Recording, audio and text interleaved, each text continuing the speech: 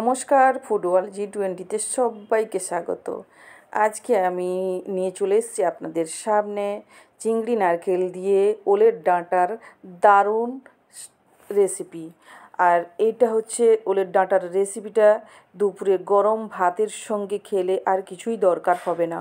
ওলের ডাঁটার রেসিপি খুবই সুন্দর লাগে, আর তাতে যদি নারকেল আর চিংড়ি মাছ পড়ে যায় তাহলে তো আরও সোনায় সোহাগা যেটা বলে তেমনই খুব সুন্দর লাগে। আর যারা যারা এখনও পর্যন্ত ওলের ডাঁটার তরকারিটা বানিয়ে খাননি, নিশ্চয়ই আমি সাজেস্ট করব যে আপনারা একবার এইভাবে বানিয়ে করে খাবেন। চলুন দেখা যাক কেমনভাবে আমি বানাচ্ছি ওলের ডাঁটার। এই যে দেখুন, আমাদের বাগানে ওলের গাছ, বাগান থেকে ওলের গাছটা তুলে নেওয়া হয়েছে দুটো, আর তা থেকে আমি ডাঁটাগুলো এই যে কেটেছি।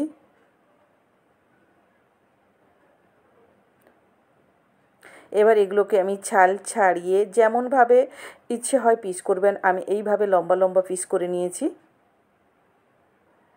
এবার একটা পাত্রে আমি জল বসিয়ে দিয়েছি, জলটা উষ্ণ গরম হয়েছে, তাতে আমি নুন দিয়ে দিলাম।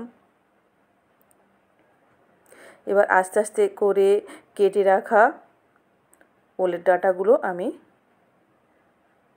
দিয়ে দিচ্ছি সেদ্ধর জন্য। এই যে দেখুন, আমার ওলের ডাঁটা দেখুন সেদ্ধ হচ্ছে।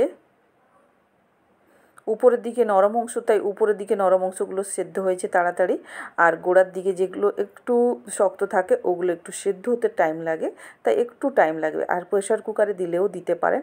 আর আমি একটা সিলভারের বাটিতে আমি সেদ্ধ করে নিচ্ছি।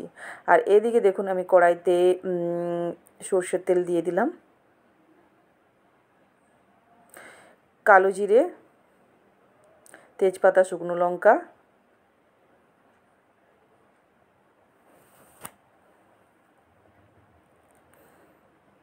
দিয়ে করে ভালো করে নেড়ে নিচ্ছি।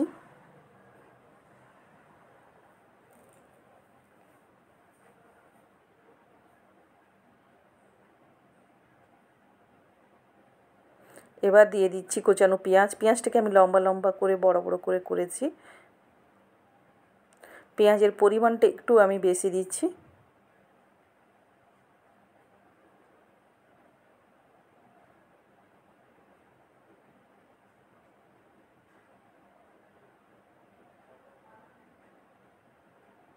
দিয়ে ভালো করে আমি এই যে নেড়ে নিচ্ছি। পেঁয়াজটা ভাজা ভাজা হবে।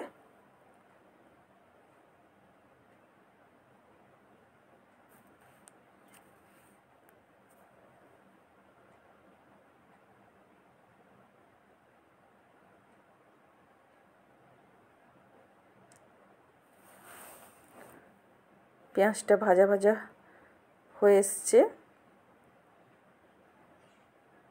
আবার ভালো করে নেড়ে নিচ্ছি। এবার দিয়ে দেব টমেটো। টমেটো গলতে টাইম লাগবে,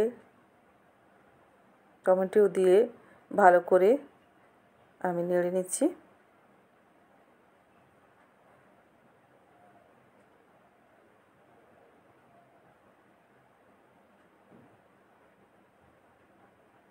টমেটোটা গলতে গলতে এবার তাতে আমি চিংড়ি মাছটাও দিয়ে দিচ্ছি। চিংড়ি মাছটাতে আমি হলুদ মাখাইনি, আমি জাস্ট নুন মাখিয়ে রেখেছি। এই যে চিংড়ি মাছটা দিয়ে দিচ্ছি। এবার চিংড়ি মাছটাও ভাজা হবে, টমেটো গলতে গলতে আমার চিংড়ি মাছটাও ভাজা হয়ে যাবে।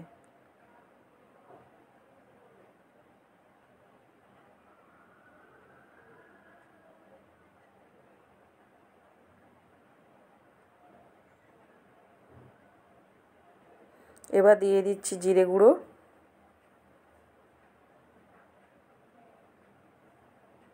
ধনে গুঁড়ো, হলুদ, শুকনো লঙ্কার গুঁড়ো,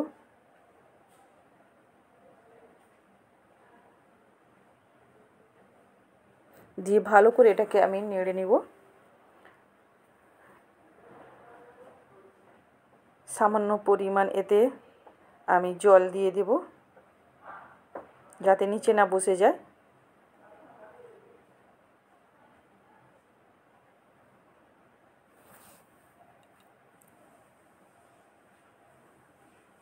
দিয়ে ভালো করে আবার নেড়ে নিব।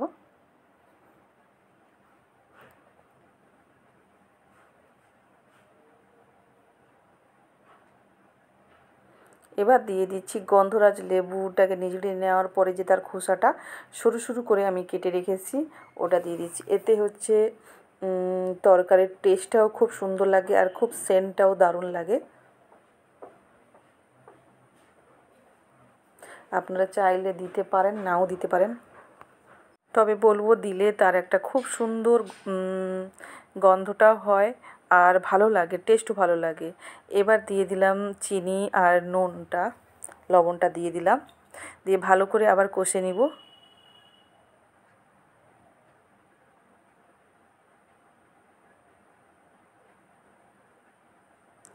আমার কষানো হয়ে গেছে। এবার দিয়ে দিব সিদ্ধ করে রাখা ওলের ডাঁটাটা, এই যে তুলে দিলাম। তুলে দিয়ে এটাকে ভালো করে নেড়ে নেব।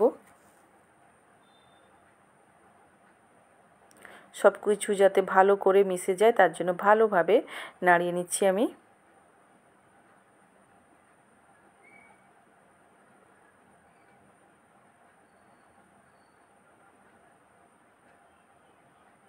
আমার রান্নাগুলো যদি আপনাদের ভালো লাগে সবাই আমার চ্যানেলটাকে সাবস্ক্রাইব করে রাখবেন আর নোটিফিকেশন অন করে রাখবেন।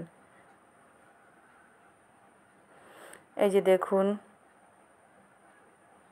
এখনও আমার মানে অনেকটাই বাকি আছে। এখনও বারবার আমাকে ওলের যে জলটা বেরিয়েছে, হালকা যে জলটা বেরিয়েছে তাকে বারবার নেড়ে তাকে জলটাকে মেরে নিতে হবে। খুব ভালো করে কষিয়ে নিতে হবে। যত কষা হবে তত ওলের ডাঁটার তরকারিটা খুব সুন্দর লাগবে। এতে এবার দিয়ে দিচ্ছি নারকেল কোড়া।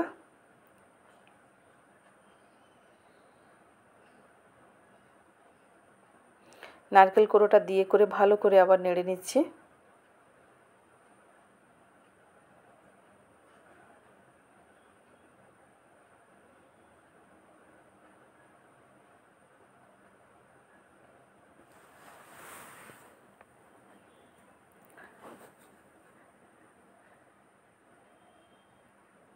এবার দিয়ে দিব গন্ধরাজ লেবুর সামান্য পরিমাণ রস।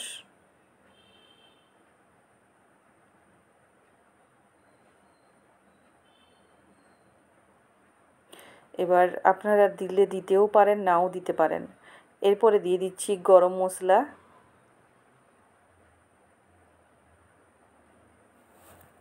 গরম মশলার পরিমাণটা একটু বেশি দিলাম। তারপরে দিয়ে দিচ্ছি ঘি, সামান্য খুব অল্প পরিমাণ ঘি। এবার এটাকে ভালো করে মিক্স করে নিতে হবে।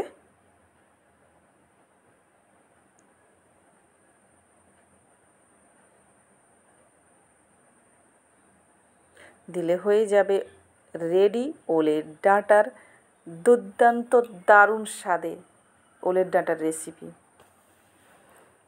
আর এটা হচ্ছে বাঙালিদের সম্পূর্ণ ফেভারিট রেসিপি। ওলের ডালনা, ওলের ডাঁটার তরকারি, ওলের পাতা যেগুলো সেগুলো শাক ভাজা খুবই ভালো লাগে। আর আমরা হচ্ছে বাঙালিরা এইসব জিনিসই বেশি পছন্দ করি। এটা হচ্ছে মা ঠাম্মি এদের হচ্ছে ফেভারিট খাবার।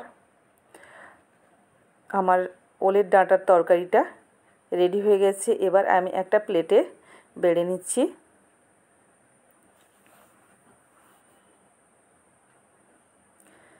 আপনারা যদি এইভাবে না খেয়ে থাকেন বা এখনও পর্যন্ত যদি কেউ না খেয়ে থাকেন, ওলের ডাঁটাটা খেতে হয় হয়তো অনেকে জানে না, বাট এইভাবে রান্নাটা করে নেবেন, দেখবেন খুবই সুন্দর লাগে। আর কিছুই লাগবে না গরম ভাতের সঙ্গে দুপুরে, জাস্ট ওলের ডাঁটার তরকারি, চিংড়ি মাছ, নারকেল কোড়া দিয়ে আর ভাত।